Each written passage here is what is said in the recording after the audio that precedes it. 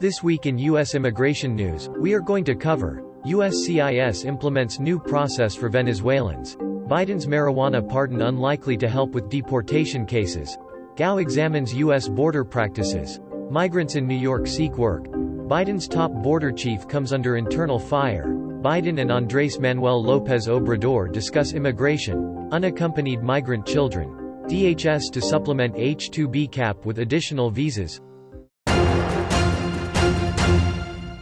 Last week, the Department of Homeland Security announced a new process for Venezuelans who are seeking entry into the United States. The process will provide a way for Venezuelans who lack U.S. entry documents to come to the country.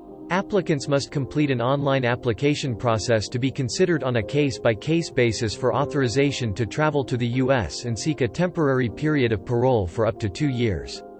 Applicants must have a sponsor in the U.S. who will financially support them, undergo security vetting, meet other eligibility criteria, and warrant a favorable exercise of discretion. USCIS will begin implementing this program on October 18, 2022. No fee is required for the application. President Joe Biden's recent marijuana pardon is unlikely to help with immigrants convicted for simple marijuana possession because it is a deportable offense and immigration law restricts the effects of presidential pardons. The pardon will likely only help a small number of people because not many people have been federally charged with simple possession of marijuana. Rather, most simple possession charges are handled by the states. Each state's governor would have to issue similar pardons for there to be a more significant impact on those who were convicted for marijuana possession. It is currently unclear how many illegal immigrants have been charged federally for marijuana possession, and during Biden's announcement of the pardon, he made it clear undocumented non-citizens are ineligible for the pardon. The U.S. Government Accountability Office examined some of the Biden administration's border policies due to the country facing record numbers of migrant encounters at the southern border. U.S. authorities reported 1.7 million detentions along the U.S.-Mexico border during the fiscal year of 2021, and this year it is expected to exceed 2.3 million.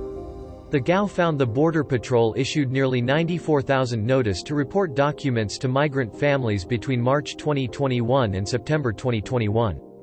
For the first 3 months of using the notice to report process, about 60% of the addresses recorded by U.S. officials were incomplete or invalid.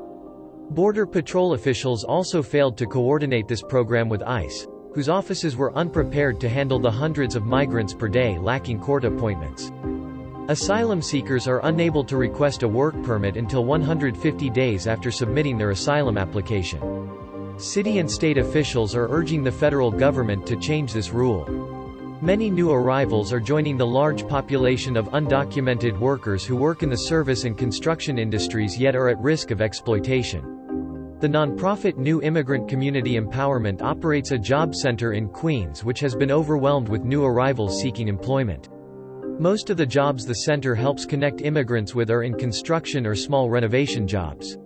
If you are new to our channel, welcome and please subscribe to stay in the loop. We offer free 15-minute consultations if your case is qualified, so we can point you in the right direction. Stay tuned for the secret code later in the show. The influx of migrant encounters along the southern border is causing frustration inside the Biden administration with the head of Customs and Border Protection.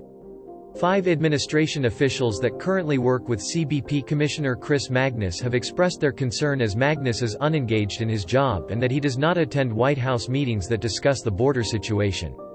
They complain that he is disconnected from some operations of CBP and is focused mainly on reforming the culture of the Border Patrol.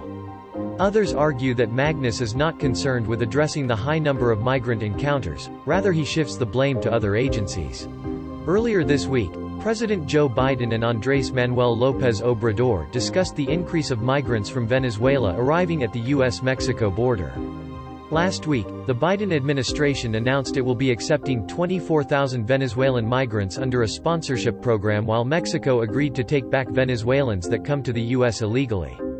The White House stated that the leaders discussed joint migration management efforts, including actions to reduce the number of individuals who unlawfully cross the U.S.-Mexico border and to expand legal pathways as an alternative to irregular migration.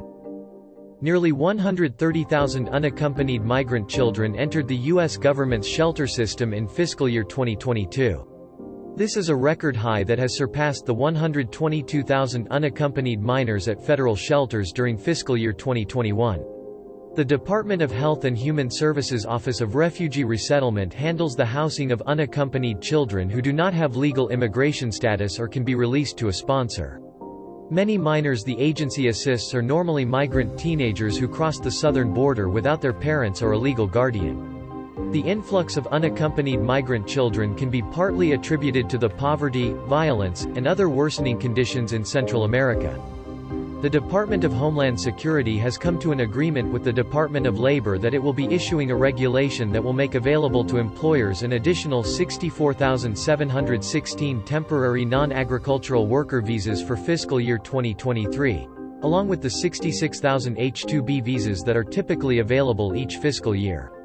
By implementing these additional visas, DHS aims to help employers gain more seasonal workers. DHS and DOL are working together to create protections for U.S. and foreign workers alike and ensuring that employers first seek out and recruit American workers for the jobs to be filled, as required by the program, and that foreign workers are not exploited by their employers. Along with the additional H-2B visas, DHS and DOL are creating a new White House-convened Worker Protection Task Force. Friends, show us some love and smash the like button. It doesn't cost you anything. If you have an immigration problem or need a second opinion because you cannot get a hold of your own lawyer, schedule a meeting with our team. Share information with our CARES team and they will help you get scheduled with our legal team. Now here's a secret code to unlock the free 15 minutes.